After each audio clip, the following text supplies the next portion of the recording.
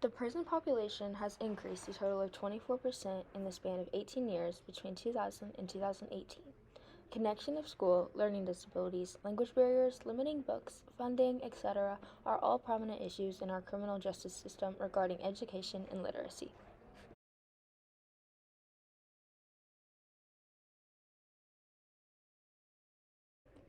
One of the most important connections in prison starts from the beginning, with our schools.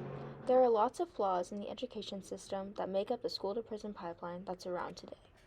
Education is crucial in a young person's life, and when school fails to give students the right resources, they are likely to suffer consequences that could lead them on a path of incarceration. Therefore, schools need to have better punishment strategies and help the kids who need it. One of the biggest elements of the connection is the zero tolerance policy. This policy is a rule that is set in place which ensures every student will get the same punishment, paying little attention to the crime and no attention to the circumstances. This has been proven to be extremely detrimental to the students due to the environment these punishments can put them in.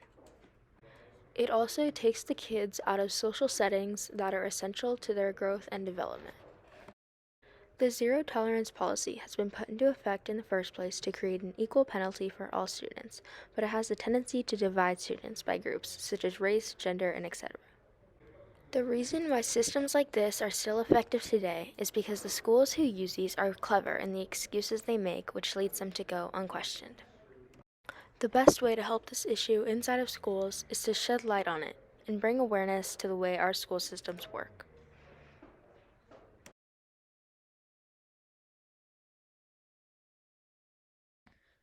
Learning disabilities and ADHD have high rates among prison populations.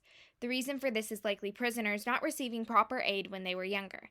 In addition, the treatment of inmates with learning disabilities by the Department of Corrections is often ignored. Learning disabilities and ADHD are extremely prevalent among prison populations. Nearly 4 in 10 state prisoners reported having a disability when surveys were recorded in 2016. To go into specifics, this survey also found that about 14% of inmates reported having a learning disability, around 23% of prisoners reported a cognitive disability, around 23% of state prisoners reported attending a special needs class, and that 24% of inmates reported having ADHD. Compared to 15% of the household population, 38% of U.S. prisoners reported having a disability. This means that the prison population has rates of disability around 2.5 times higher than the general population. The higher prevalence of learning disabilities in prisons is supported by the fact that, according to a study, 50 to 75% of prisoners are functionally illiterate. Another study found that almost 2 in 3 prisoners had lacking reading comprehension. The amount of illiterate prisoners and prisoners with poor comprehension is likely only in part due to learning disabilities and partly due to poor schooling in low-income schools, as many prisoners were raised in low-income circumstances or in poverty. The hypothesis of higher percentages of dyslexia in prisoners is supported by a study that attempted to measure the rates of dyslexia among a sample of prisoners in Texas. The researchers looked at single-word decoding ability and used it as evidence for dyslexia in the test. 47.5% of prisoners showed signs of dyslexia based on the criteria. In the general population, dyslexia only affects around 1 in 5 people. An expansive study found that ADHD affects around 5.3% of the general population. Previous research had estimated 2 to 5%. One study of prison populations found that 10.5% of prisoners had ADHD, yet another found even higher rates at 17% for men and 21% of women in prison being diagnosed with ADHD. This information poses the question of why are the rates so high? One study found a strong correlation between learning disabilities, lower levels of education, and criminal activity at a young age. This study indicates that multiple factors are involved in the high prevalence of learning disabilities in prisons and suggests that students with learning disabilities that are able to get the help that they need end up in prison at much lower rates than their counterparts that do not receive proper aid. The reason that learning disabilities and ADHD have such a high prevalence among prison populations is likely due to the inmates not receiving adequate help at a younger age.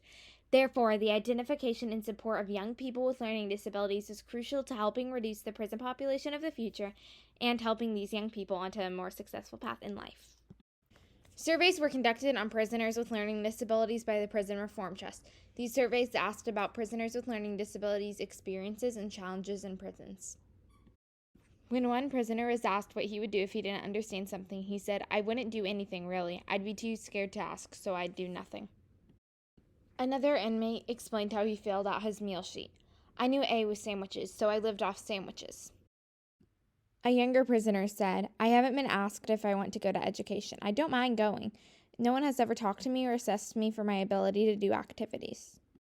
When one inmate was asked how he knew about the rules, he replied, "That's easy. You know about the rules when you break the rules." When another inmate was asked if she would like to attend a program to help her not reoffending, she said, "Yes, I would, but I can't read and write. It's very embarrassing. You can't do the courses if you can't read and write." Almost half of the inmates with learning disabilities interviewed said they wanted specialist support or someone to talk to. For example, one prisoner said, "I would like someone to have a sit down and talk with, to tell me what's happening and how to do things." The next question that we will set about answering is, how are inmates with learning disabilities treated? There has been recent controversy surrounding the treatment of inmates with learning disabilities. The Department of Corrections, or DOC, has shown no apparent empathy for inmates with learning disabilities and doesn't provide them with proper accommodations or assistance. Inmates with learning disabilities have been kept silent by policies that prevent them from receiving technical supports needed for communicating. In addition, government agencies tasked with supporting individuals with learning disabilities often ignore inmates' claims of wrongful treatment. The lack of accommodations available causes prisoners with learning disabilities to be less likely to attend educational programs while in prison or maintain contact with family and friends, which is often done through letter. If these prisoners do converse through letter, they might require assistance, which often includes bartering with other inmates for help. In summary, people with learning disabilities and ADHD make up a disproportionately high portion of the incarcerated population, which is likely due to their not receiving appropriate assistance at a younger age. In addition, the Department of Corrections doesn't provide adequate accommodations to inmates with learning disabilities. These issues can be remedied by helping children with learning disabilities, especially lower income students, to get proper accommodations and enforcing the ADA more strictly in prisons.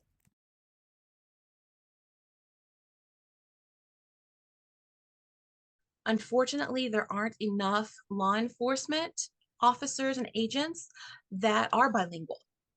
And to be fair on both the person who is being interrogated or questioned and on the law enforcement side for communication, I think it's huge.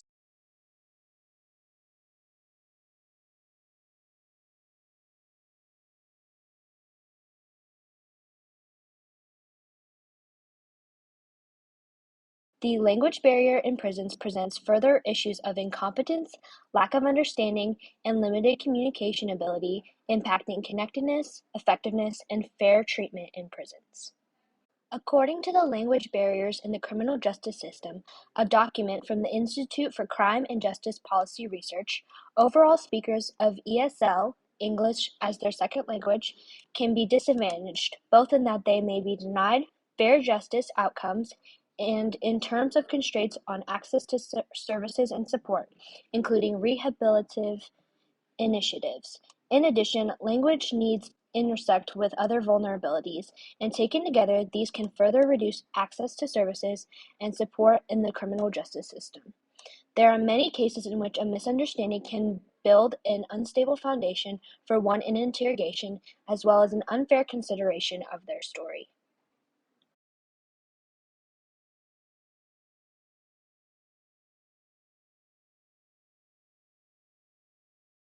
So high level, what I did was translating and interpreting for the federal government. And I did some live interpretations. So the difference between the two are just interpretations are at the moment going, verbatim, not necessarily, but a summary and sometimes verbatim of what's going on. And then the other were translations, where if there was a recording of some sort, I would listen and translate that from Spanish to English and put it in verbatim form of how it was said. I think it greatly impacts because they might not have had the chance to learn English properly. Let's start with that. And whatever their first native language may be, um, it's difficult. It's difficult to communicate. And unfortunately, it in that lack of ability to communicate through the difficulty of the language barrier, it makes it difficult for true understanding and true justice, if you want to put it that way, where the law enforcement officer isn't understanding because of the language barrier. The person on the defense or being interrogated or questioned also is lost. So it could be dangerous for not having the language ability, or a translator or a law enforcement officer who's bilingual, because there could be a bit of information that could put either that person or even the law enforcement in danger if they don't communicate a certain piece of information properly. Um, or it could be something that could harm the defense of the individual or the case in some way if it's not communicated properly, or even if it's just general questioning. If somebody wants to express themselves and tell the truth, if there's that language barrier, it can get lost. Another key factor is it's not just the language, but the cultural understanding. And whether it's the same language of English, or if it's English to Spanish or to any other language that might be needed for the particular instance. So it's really a lot of not just the language, but the cultural understanding. Hiring more bilingual law enforcement that are available be great. Um, Working with qualified interpreters and translators is another key piece to it, and the availability to have education for those on the law enforcement side. And even if there's any way or availability to teach English to those who are incarcerated, some sort of program internally that might help them at least be able to be prepared for when they do exit the system, that they have some sort of foundation other than maybe the English that they would learn in prison. That's not always the most proper English, I'm sure, but at least a foundation. And I think that would be maybe giving a purpose as well. Yeah, some of the case studies that I read, there was a lack of confidence in being able to ask for that interpreter or being able to ask for the help that they need. Do you think there's any way to solve or improve that? It might go back to that, to being able to have someone within that could educate and guide on the language, or a bilingual individual who might be incarcerated too, who might have that incentive to be able to teach.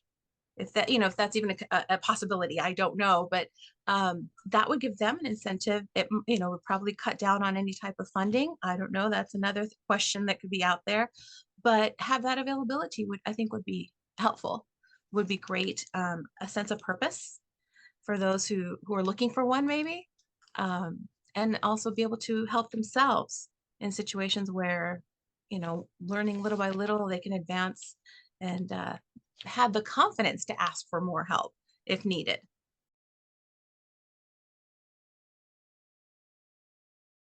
But I think there's also sometimes a shift in certain needs.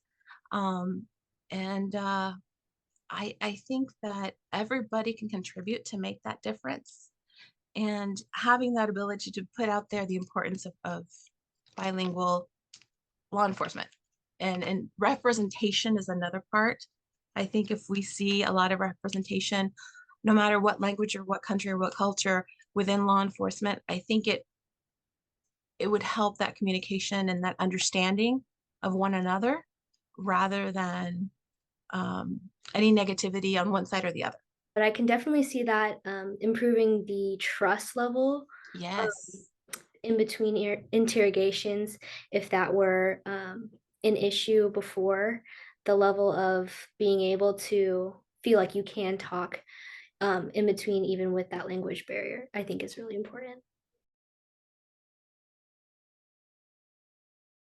In the language barrier, if we have an interpreter or a law enforcement officer that does speak that individual's language, is huge. And then also with that, the communication there leads for safety for the officer or for the individual. And I know I touched on it earlier, but it is very key, because one wrong word or misinterpretation or misunderstanding could be very dangerous, considering whatever that situation may be. But if it's a life-threatening situation, it's such a huge advantage to have two languages for an individual. And for me, that's one of the things that I really took away from working with law enforcement and being able to translate for them, because it makes a huge difference in communication and understanding and trust. So you've got those three: understanding, trust, and true communication. A recommendation from the Education in Prison Literature Review to address some of the issues in education within the criminal justice system, similarly discussed with Mrs. Lizette Gonzalez, is to place a greater focus on the teaching of language. There are significant numbers of people in prison who do not speak the language of the country in which they are located. This necessitates the provision of language classes. Learning another language can also empower students in prison to engage more openly with others and with the wider world.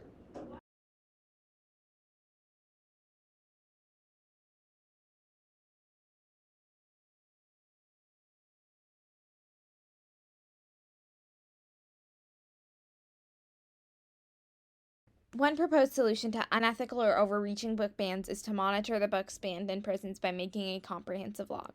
This log would help prisoners to monitor when the banning of books infringes their civil and constitutional rights and serve as evidence in court. In 18 states, a log of books banned in prisons already exists and is available on the Marshall Project, and for some states, the reasons are listed in addition. This log, however, only includes a small fraction of the states. Christopher Blackwell, a current prisoner and the co-founder of Look to Justice, a nonprofit with a focus on Washington's prisons, says, claiming such bans are necessary for the safety and security of prisons seems lucrative. If anything, many banned books can contribute to a safer environment in prisons and in the societies incarcerated individuals are released into. Denied the chance to learn and grow through reading, incarcerated people are released with fewer skills and less knowledge. Another issue regarding the restriction of books in prisons is the recently emerging pay-to-read system, an example of which was implemented in West Virginia. A pay-to-read system is a system where the prison provides tablets for free to prisoners. They can email and read ebooks. While this at first sounds like a beneficial initiative, emails are 25 cents a page, and ebooks cost 3 cents a minute. Inmates are not able to pay for these costs, therefore the cost often falls on families, many of which are already struggling to pay for their own needs. For the example initiative, 95% of the profits went to the tablet provider and the remaining 5% to the state. Books can improve the outlook and lives of prisoners that are able to read them. They can help prisoners gain life skills and reintegrate into society. Books and education can help prisoners learn about prison life, learn trades, learn coping mechanisms, get an education, and allow them to enjoy something. They can help prisoners get the tools they need not to reoffend. Books are a tool that can be used to help improve prisoners' lives. Investing in books for inmates is a small price to pay.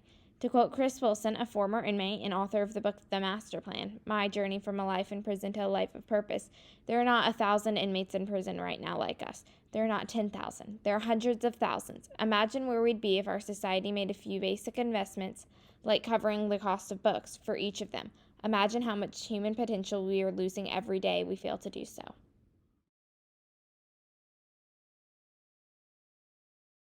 Are aware of the effects a limited education might have on a heightened chance of crime involvement. However, the limited opportunities available within correctional facilities for prisoners to receive a higher education may also contribute to a high recidivism rate within the U.S. and remains largely unrecognized. The Federal Bureau of Prisons ensures all federal prisons in the U.S. offer an array of basic classes. In most institutions, prisoners who do not receive a high school diploma or general education development certificate are required to go through a literacy program for at least 250 hours or until they receive a GED.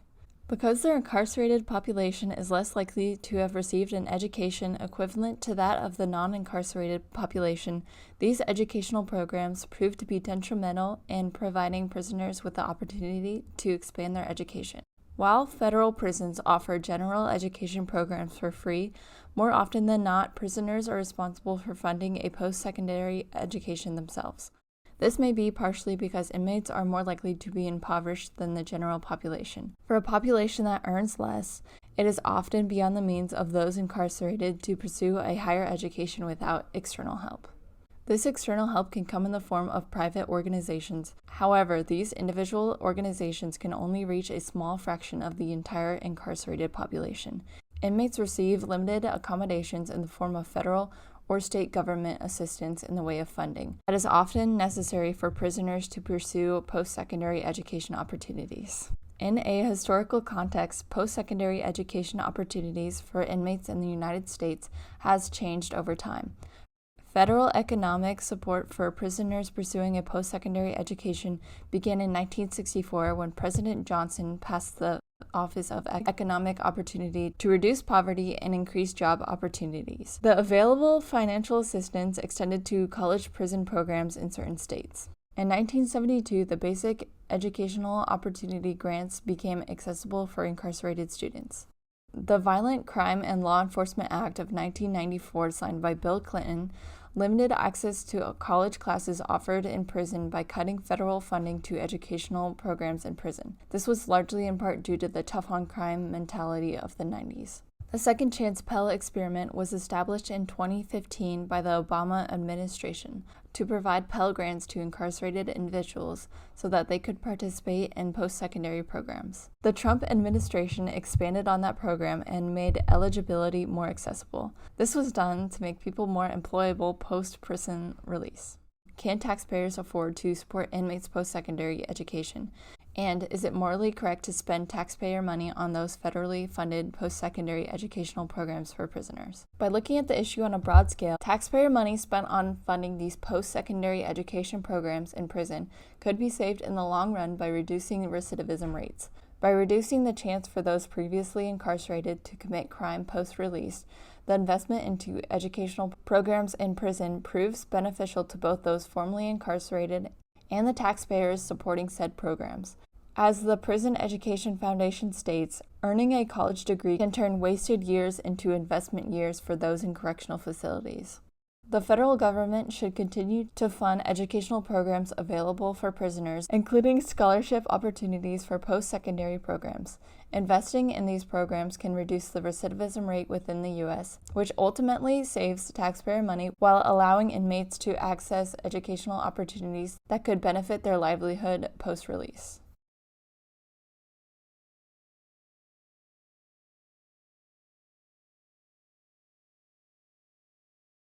The school to prison pipeline, high prevalence of learning disabilities in prison, language barriers in prisons, restriction of books in prisons, and prisoners receiving limited access to education programs are all issues within the criminal justice system.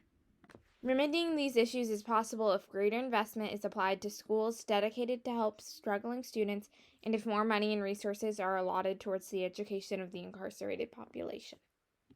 A good education is the foundation for a better future.